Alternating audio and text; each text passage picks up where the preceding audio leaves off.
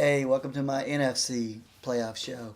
Kind of go through here and talk about the preview of the NFC, the playoffs. So I think we got all games played. The Bucks aren't going to be able to play their last game. I think they got a family emergency.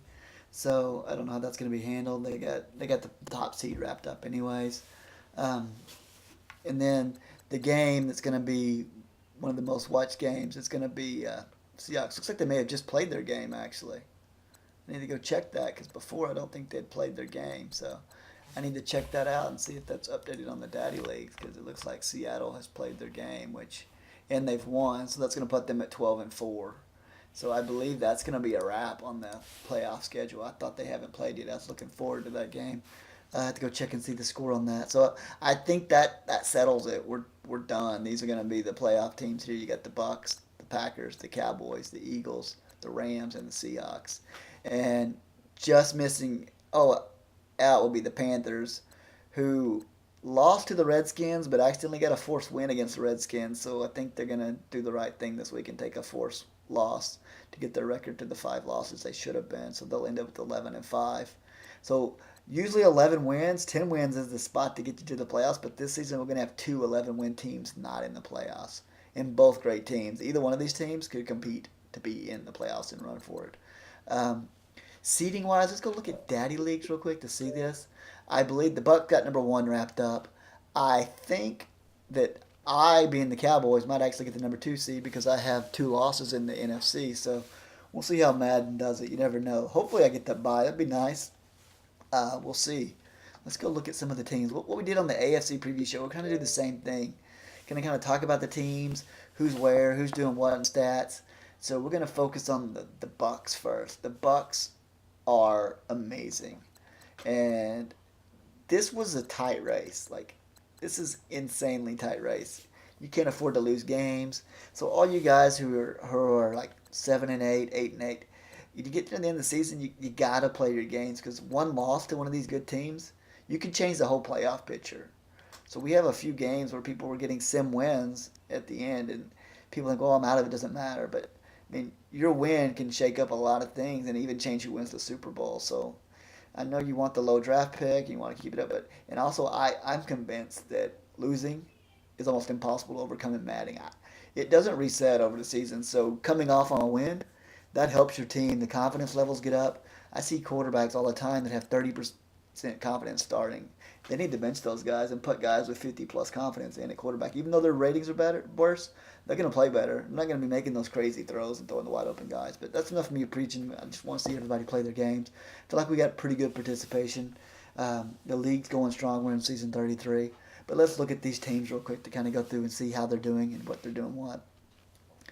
Uh, but I do think it'll be the Bucks and Cowboys in the bye. I don't know the seeding yet. We'll come back once we reset and kind of look at that and see. So let's go look at stats. The Bucks, the team. It's like this guy's in another league every Madden. I've said that for like the last 3 seasons, but I got a feeling this is the season. We looked at the AFC earlier, and no quarterback had more TDs and interceptions. Look at Jameis Winston. He's a monster. This is part of the reason why he's leading the UFL in turnover differential, plus 47. He doesn't give the ball away, and he takes it away. 10 interceptions. That has got to be the lowest of any quarterback that's starting in the NFL, in the UFL. That is less than one a game, almost half a game. That's impressive. That is very impressive. Quarterback rating for the season's 120. Jameis Winston is the MVP at quarterback. There's no one that's even close to this. I can guarantee it. We'll check that in a little bit, but wow, that is impressive. And what's also impressive is his running game. He's got almost 1,500 yards rushing. I believe that puts him at number 4 on the season. I have to go check and see where that puts him.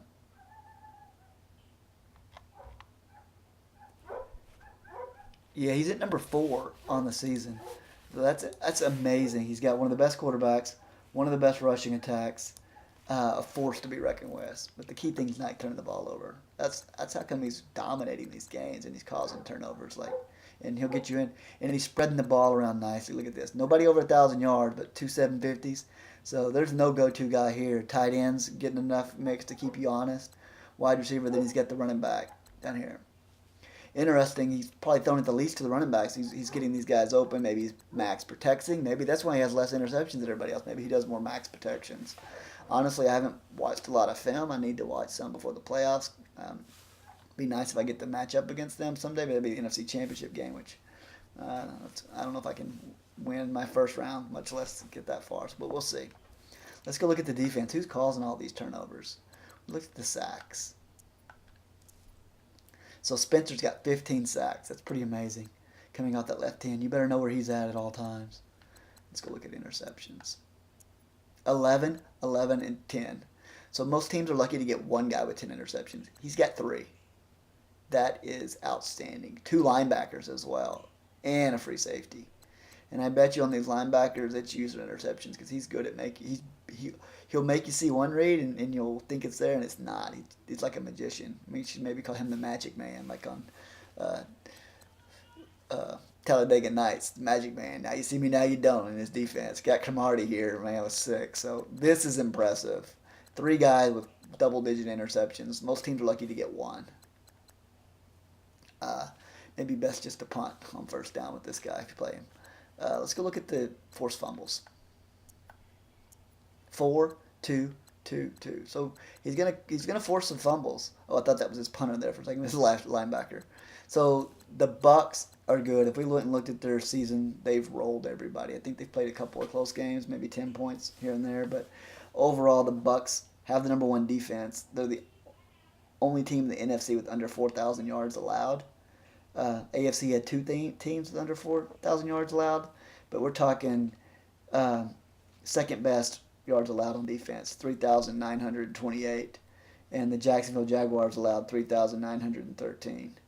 And what's crazy is their offense is the second best offense in the NFC. And we're talking about, like, we saw the schedule. Everybody's so close on the four win loss teams. The total offense was really amazing to me. Philadelphia's number 1 offense was 5,486. Tampa's number 2, 5,485, 1 yard less than the Eagles. And what's even crazier is the third best offense in the NFC, the Green Bay Packers, 5,484, 1 yard less than the number 2. That is outstanding offense being put up there. Close. But the defense, Bucks, plus 47 turnover differential. Them and the Jags are just blowing everybody away. Nobody else got over 20. Oh, Seattle has over 20, and so does the Chargers. So we've got 1 team over 40, 1 team over 30, and 2 teams over 20 in the playoffs. So let's go check out the Dallas Cowboys real quick. These bombs, So I've had a good season with Prescott. I've got more interceptions than TD, so here I am. I talked about the AFC, and I couldn't even do it. Interesting enough, I threw less touchdowns this season than I threw last season with my other quarterback. What the heck's his name? Crazy guy. I can't even think of it off the top of my head right now. Cooper Rush. Yeah. I didn't use Cooper Rush this season, but last season he had 24 TDs, and I think he had comparable stats, actually, to Prescott. And part of my losing at the first of the season, I kept playing like I was playing with the Rush, and there's a difference between Rush and Prescott. I had to adjust. 96 quarterback rating, not bad, not great, not 120 like we saw with the Bucks. Let's go look at my rushing attack. So Elliott, he carried the load. I think he ended number 3 in the UFL rushing. Clayton got injured. He's missed a lot of games. I really like this guy. Clayton is fast. He gets to the hole. I bumped up his carry, so I don't know if he comes back for the playoffs or not. Hopefully he does. And then Prescott, I've scrambled 29 times with Prescott. That's a lot for me. And I get nervous. I screw up with the slide button. And then Malcolm Brown, who I picked up last season, I really like this guy. He played a lot for me last year because Elliott was out most of the season, and so was Dak. So I left most of my high-powered guys off. But Elliott definitely my MVP for sure. Let's look at receiving. Switzer, this guy, last year I found him with Rush. He just kept catching everything. Like, his stats weren't that great, but every time I throw it, he'd catch it. Dez Bryant has better stats. When he gets hit, he drops the ball. This guy doesn't drop the ball as much, so he's kind of became our go-to guy. Nobody got 1,000.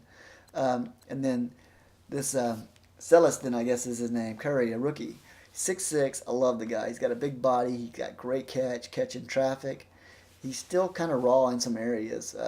His release isn't that good, and he actually has to start up for Dez. So But if you press him, he's got the height to get over you too, and he plays better than his stats. So I like that. And Swami, I like Swami, but I really want to get this Jay McDaniels Donald down here into the action where he's a better receiver, and then Elliott. So we spread it around a little bit too. Try not to focus on one guy, but I wish Dez could get 1,000, but didn't get it. He's getting older and older. We love his pass blocking. Let's go look at our defense real quick, so we don't want to talk about the Cowboys the whole show since I'm kind of partial to them. I don't want to make it 8.5 sacks, 8.5 sacks, 8 sacks. So my D line's got there, and then we got Jalen Smith. We have been more aggressive than we have in the past. Interceptions 8, so I don't even have one guy over 10. We looked at the Bucks who have 3. My turnover differential is plus 18 though, so we are getting some turnovers. I like that we spread it around, but we don't have that one guy that everybody's scared to throw at. Hopefully we can get Hill to be that guy someday. Let's go look at the forced fumbles.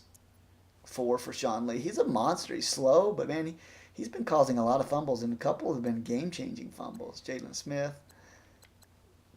So that's the Cowboys. Let's go now. Let's look at the Rams, who, if you were watching their playoff game, they had a rough ending of that game. But I mean, they're playing the Browns. It was Madden. It fumbled in the end zone. There's no way the code could handle it, but it did. Oh, we got another rookie here. So this is our second rookie. We had a rookie from the AFC and a rookie from the NFC. Gardner here. More TDs and interceptions. That's great. So Rams is good at protecting the ball. He knows what he's doing here, and he's not going to be. His turnover differential, though, is only plus 13. So his takeaway ability must not be as strong, or maybe teams aren't passing as much on him for some reason. But he's doing a good job protecting the ball on offense. Got a great 95 quarterback rating. Rushing the ball, we all know Gurley's going to be a monster. I believe he's been injured. Golden's injured. When's injured? Man, I think he's had to spread it around, but I think he's got several guys on the injured reserve. We'll go check that in a second. Let's check that now before we move on. Then we'll come back and check his receiving. That's probably something I should have checked on all the teams is injury statuses. We'll do a quick preview on who we think is going to win later. So I got Dez out. Well, we'll get my running back back. If I get the bye week, it'll be potentially. Dez won't be making it back this season, I guess. Man, that stinks. But let's go look and see at the Rams. I think he's had like a running back disaster. Gurley's out for 2 more weeks, so that's going to hurt. I don't know if that'll be 1 week when we advance. I think it will be, actually. Or if it's 2 more weeks. Defensive tackle out. Golden's out for 5. And another running back. So, man, he's down to running back by community. I think he's got Hunt, who did pretty well for him. So, I don't think he's out there yet. So, Gurley might come back. That could be big. If he gets Gurley back, the Rams are going to be a completely different team. Let's go look at their passing attack before we keep going. Time check. We're at 13 minutes. That's not bad. I want to keep this under 30 so you guys don't have to sit and listen to me talk all the time. Let's go look at the Rams. I don't know if you guys go in here and play with all this and look at all this. I actually do quite a bit. I do daddy leagues a lot. Go look at all these stats when I'm bored during my lunch break and stuff. You just take an hour lunch and 30 minutes of that eating, 30 minutes of it just kind of screwing around looking at daddy leagues. So we go look here. Unless it's a work call, then I got to work through lunch, which sucks. We already looked at the passing. Let's go look at the receiving. Watkins, 53. So Sammy Watkins, he's almost got 20 more receptions than anybody on the team. So Watkins is his go-to guy. 1,000 yards receiving. Nobody else even over 500. His running game, he does mix up his play calling quite a bit. I think he moved Watkins around as well. So you got to really look and see where Watkins is at. He's on the left. 10 TDs. So he's his go-to guy there in the end zone. But Austin's pretty fast. Interesting to see how this works out. And the Rams actually have the worst offense in the playoffs, yardage wise. They've only gained 4,807 yards. The second worst is the Browns from the AFC. Actually, I shouldn't say the Rams are the worst. Actually, Seattle's the worst. Seattle's got, I don't know how many they got now since they played their game. They were at 4,461. But they must have played. So maybe the Rams are probably the second worst offense in the playoffs. But Seattle and their defense is solid, and they cause turnovers. So that's where they're going to get you at. Let's go look at the defense sacks. I'm sure they're sack monsters here. 13, 11, 7. We got INT 7-5. So nothing like the Bucks who got 3 guys over 10, which is just insane. If I could get one guy over 10, I'd be happy. Forced fumbles. Look at this. He's got a guy with 7. Middle linebacker James, a rookie. This dude must be just an animal. He must scare the crap out of guys. I gotta go look at his stats, but wow. You better watch out for James. He's gonna knock your block off there. 7. That's the most we've seen. That's more than Mac. Mac only has 5. Wow. That is impressive.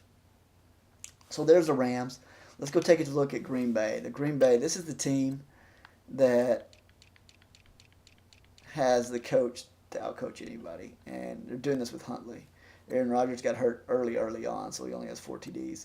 He has more TDs than interceptions. So either you can say the quarterbacks are better than the NFC, but actually I think the defenses might be better than the AFC, causing more turnovers, but we'll see. But only the Bucks really show a dominant difference. I think it was 28-10, which on pass interceptions. Rating 91, not bad. I think the only over 100 is the Bucks so far, so they got the quarterback difference. Almost 3,000 yards passing with Hundley. Let's go look at his rushing attack, which here you're going to see Montgomery, or this must have been an injury situation, or he actually he does spread the ball around pretty evenly. Now that I remember playing the Packers, so they kind of got their speed guy, their power guy, young guy drafted last year, and then Hundley 48 rushing attempts, which that's impressive. And you're on your backup quarterback and you're running it 48 times. Like I got to learn to slide. I'm gonna get my guy killed again, like I did 2 seasons ago. Let's go look at their wide receiver. So offense really isn't their forte here, but they still got +9 turnover differential. 59, 59, 32. So he's definitely even on who he spreads the ball. 2 guys over 1,000 yards. That's impressive. So I take that back. Their offense is pretty potent. Like I said, they got the 3rd best offense in the NFC, and they're only 2 yards away from the best offense of the Philadelphia Eagles. Definitely one of the best passing attacks, and he knows how to read the coverage. He's going to make you make mistakes if you don't kind of disguise what you're doing. So let's go look at the sacks. 8-7, not too bad. Let's go look at the interceptions. We got 8-7, nobody over 10. So look at this. This is how impressive the Bucks were, because the Bucks have 3 guys with 10 interceptions. That is crazy. Maybe best to never pass against the Bucks. Let's go look at forced fumbles. 1-1-1. So not a whole lot of forced fumbles there. That's probably they're not getting a lot of turnovers, and their plus-minus ratio is only +9. So in the NFC, you got Tampa number 1 with 47. You got Seattle number 2 with 22. Cowboys number 3 with 18 plus differential. Then the Rams was +13. Then you got Green Bay with +8, and then Green Bay +9, Philadelphia +9. So there's the Packers. Let's go look. We got 2 more teams. Get this thing moving. I know you guys don't know if you're watching it or not, but hopefully you guys get some views on this. Let's go look at Seattle, who just won their game to lock in their playoff potential. They're going to be a force to be reckoned with too, I'm sure.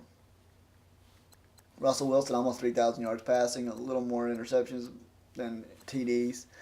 96 rating, not too bad. Rushing yards.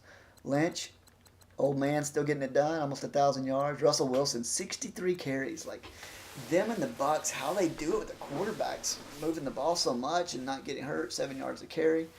You better be ready. There's some mobile quarterbacks in the NFC. I guess I better take note of that and look at that. But man, Eddie Lacy here. He's got some old guys back there, and then Lamar Miller. I don't know if injuries cause that or if he does spread it around like that. But wow, he's got some old running backs, but they're getting the job done. Receiving core. Quincy Gaines. I think he named this guy after himself, the rookie.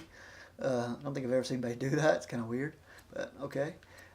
He's got twice as many receptions as, I guess when your guy's named yourself, you're going to force the ball to him more than you do others. But that can be misleading in the playoffs. Like, you could focus on Gaines, and he's going to know you're going to focus on Gaines, so he's going to put it to Baldwin or DeBar here and try to spread it around for you. And he's running back. Got some here, and Wilson's got tight end. So the Seahawks are pretty good here. They got +22 differentials. They're going to have some turnovers here. Let's go look and see on the sacks. Their defense is outstanding. Bennett's got 9, 10, 8.5. interceptions. 10. They got one. Earl Thomas with 10. So we saw that. They got one plus 10. Bucks had 3. Man, I guess I can't stop talking about the Bucks. We all know who the favorite in the NFC is going to be. It's going to be the Bucks again. Forced fumbles. He's got a guy with 7. Earl Thomas. Wow. So not only is he getting the ball in interceptions, he's making you turn over the ball. So man, that is a guy you want to stay away from. Wow. So pretty good, impressive season by the Seattle Seahawks. I think they were 12-4 with everybody else in the 12-4 crew. Let's go look at the last team real quick, the Philadelphia Eagles. These guys are dangerous. To me, though, it feels like the NFC is the Bucks to lose because they dominate on offense, they dominate on defense. They don't got a lot of weaknesses, if any weaknesses. It may take some Madden mojo to beat them, but let's talk about the Eagles real quick. Carson Wentz, I've seen this guy a bunch. He's pretty good. I got lucky in my game. He was playing against 40-mile-an-hour winds. It caused some interceptions that he normally doesn't throw. Got 3,000 yards passing. Quarterback rating of 86. He's not quite as good as the other guys in the 90s, but he's no slouch. Only 14 TDs and 18 interceptions. This is the story here. Coleman is a monster. 333 carries. Has to be the most in the NFL. Let's go look and see in the UFL who had the most carries. Wow, yeah. Bell was second. That is just a lot of carries. He almost got to the 2,000-yard mark. 6 yards in average. So this is, you beat the Eagles by shutting down Coleman, but he makes the right calls. He knows to make plays. I guess Rawls was on his team at one point in time. Never mind. I'm on the NFC East. Crazy. Rawls is a monster too, by the way. 23 TDs. This guy, broken tackles 20. He's a monster. Got speed, power, shifty, and the line does a great job blocking for him. Another team whose tight end leads the receiver, them and the Chargers, they actually play a lot alike, Silk and Mac, when you see them. So he goes to his tight ends as number one receiver. Johnson here is good. Conley is really good and fast and tall. So he's got 2 big guys out here. And then he's got Jeffries, who's a great receiver as well. And then Coleman out of the backfield. So he spreads it around really well. So, I mean, even though his tight end's his leading receiver, he's not focusing solely on his tight end. He's spreading it around pretty evenly. But you notice a lot of these playoff teams, you'll notice that you go to these other teams that have like 500 records and they're struggling, and they'll have one guy with great stats, and that's it. They're not spreading the ball around, so it's just pretty easy. You do key player on the defense, and 70% of the time they're going to throw it to that guy, so you're going to get an interception. People got to mix it up, which most of these playoff teams all do. Look at this. Fletcher Cox, 16 sacks. That is impressive. Interceptions, 7, 6, and 5, not bad. Plus 8 on the turnover differential for the Eagles. Let's go look at the forced fumbles. Then we'll do one last thing before we wrap this show up. 2. All right, so there we are. So we're talking about the NFC. Clearly, looking at the stats, it's going to be, let's go NFC. Best offense was the Giants. That's pretty interesting. And the Eagles second best. But look how close this was. 86, 85, 84. Impressive right there. Panthers who didn't make it and Saints who didn't make it. Saints had a good offense. Passing attack. Giants are by far the best. Cardinals, Saints, Panthers. Packers are the best team that made the playoffs. Wow. Passing attack isn't key. I guarantee we flip it to rush. That's going to be teams that are in the playoffs. Bucks, Eagles, Packers, Cowboys, Seahawks, Panthers didn't make it. Rams did. So get your running back if you want to make the playoffs in the NFC. I guess that's less chance of turning it over. Let's go check the defenses real quick. The Bucks, who has the best pass defense. The Redskins have the best pass defense, so they are good on defense. They'll shut you down. They beat the Bucks on defense. That's impressive. I don't know if the Redskins have actually played their game this week, though, so that might be a misleading stat. That's one bad thing about this. I wish it showed points per game. Yeah, Washington has not played yet, so they got a chance to be in the top defenses. If they don't give up many yards, they'll be okay. Pass rushing. Let's see who got the best rush defense. The Panthers, Packers, Bucks, Redskins, Cowboys. So you got good rush defense against good rush offenses. It's going to be interesting to see who does this. I think my Cowboys actually have the worst defense in the whole playoff team. So hopefully we'll be able to figure a way out. Let's go look at turnover differential real quick. Who's giving the ball away the most? The Vikings, the Bears, the Saints, the Cardinals, Falcons. Rams have given it away up there. Wow, they're in the top 10 in giveaways, that's unusual. I don't know. I guess these aren't that high though, but not nowhere near. He's got 20 left in number one guy. Who's giving away the least? The Bucks, the Eagles, the Lions, and the Cowboys. Seahawks, Panthers. So giving the ball away the least is the key. Least amount of interceptions. The Bucks, the Lions, the Eagles, the Cowboys. We're a run-heavy team, so that may help us, but man, you got to be smart with the ball. Who has lost the most fumbles? The Rams. Wow. You seen the running back situation. They probably got some guys with low carry in there. The least is the Redskins. They're good. Let's look at takeaways here. The most takeaways, 65. The Lions, who missed the playoff at 53, so their defense is ball hawks. You got Seahawks, their defense. You got the Falcons, who didn't make it. You got the Rams and the Cowboys. How are they taking it away? Let's look at that and see. 57 interceptions. That's just amazing. Almost 20 more than most of the team. The next playoff team is exactly 20 less interceptions than the Bucks. And forced fumbles. The Rams, that middle linebacker, 19, and the Cowboys got 14, which is nice. But I just think the Bucks are going to be hard to beat. It's going to be a knockdown, drag out. Now, I'm going to hold off on predicting my NFC champ like I did the AFC champ. I think once we advance, I'll do like a quick 5-minute show of once we look at the seeding, who plays who, and kind of talk about wild card round. We won't go through all the details we just did here, but I thought this was a pretty good look at the teams and see how they're going to do and come about. So I'll end it here. Maybe do an award show and a wild card round show after this, but I'm going to cut this short, and I guess 27 minutes isn't too short, but appreciate you guys watching. If you made it this long, it really does mean a lot to watch it. Take some time to do these, but